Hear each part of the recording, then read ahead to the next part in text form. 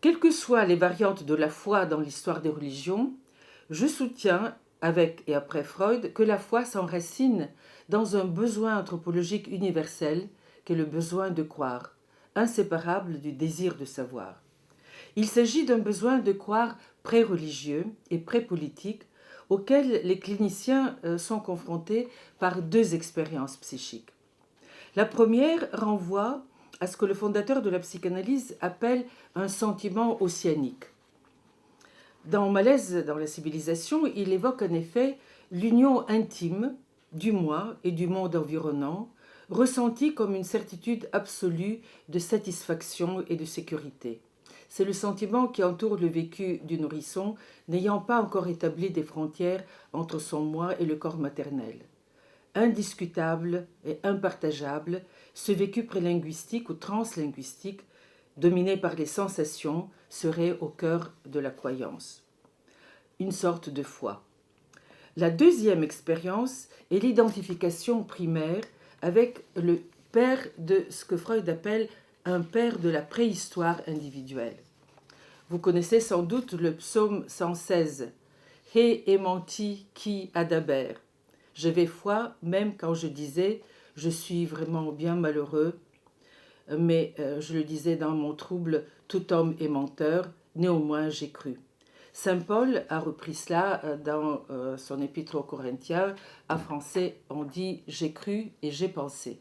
Puisque, quelques lignes avant cet énoncé, le psalmiste évoque l'écoute miséricordieuse de Dieu, un autre aimant, et en rassemblant les diverses interprétations du terme hébreu « qui », « he menti qui adaber » et de « et », qui veut dire « et » ou « parce que » ou « malgré », j'entends ce verset hébreu ainsi.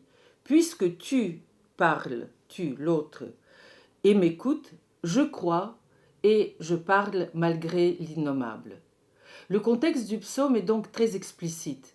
Il associe la foi, émouna, où l'on entend la racine amen, foi et croyance, qui commande l'acte parlé, à des propos quelconques, et en l'occurrence déceptifs. Je crois même si je suis malheureux, les hommes mentent, etc. La foi, autrement dit, c'est-à-dire la certitude qu'il y a de l'autre qui m'écoute et qui va me soutenir, c'est cette foi-là qui détient la clé, la condition, au sens profond du terme, de l'acte de parole lui-même, fût-il un acte de plainte. Parce que je crois en toi, je parle. Je ne parlerai pas si je ne croyais pas.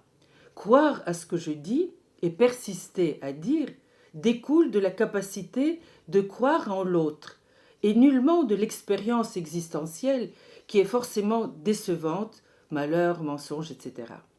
Ça, c'est dans les textes bibliques. Mais qu'est-ce que croire dans des contextes autres que bibliques? Si on reprend le mot credo latin, qui remonte au sanskrit cred srada, il dénote un acte de confiance en un Dieu, indiquant restitution sous forme de faveur divine accordée aux fidèles. C'est de cette racine que découle le terme laïcisé de crédit financier. Je crois en Dieu et il va me donner la santé ou l'éternité de la vie. Et sur le plan laïque, je mets dans la banque un certain nombre de sommes et à partir de là, j'aurai une récompense par des dividendes. Croyance et crédit, il n'est pas étonnant que les deux sont ensemble en crise aujourd'hui. Quel rapport avec Freud? L'expérience psychanalytique de l'enfant et de l'adulte témoigne d'un moment crucial du développement de l'enfant où il se projette dans un tiers auquel il s'identifie.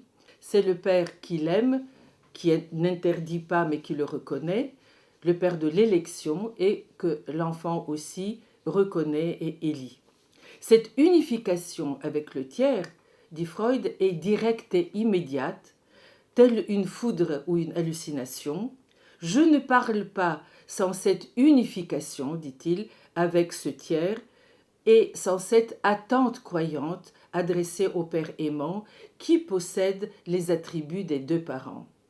Je l'appelle un père imaginaire qui est ici antérieur au père édipien, au père de la loi et de l'interdit. J'ai cru et j'ai parlé. C'est sur ce fond seulement, mon besoin de croire, ainsi saisi et qui m'offre les conditions optimales de développer le langage, que je pourrai construire une autre capacité, elle-même corrosive et libératrice, non pas croyante, mais désir de savoir, qui ne connaît la transe jubilatoire de l'enfant posant des questions, mais elle n'est possible s'il peut s'appuyer sur le sentiment ossianique et sur le besoin de croire dans cette paternité élective, jusqu'à problématiser à partir de ces questions la foi elle-même qu'il avait fortifiée et prendre même le risque d'abolir la foi par le désir de savoir.